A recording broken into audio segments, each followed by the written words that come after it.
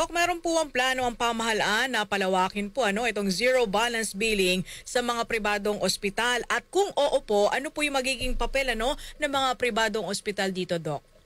Well, yun nga po, wala namang problema po sa pribadong ospital yan, ano? Basta sabihin lang po natin na ipapasok lang yan talaga doon sa 10%, ano po.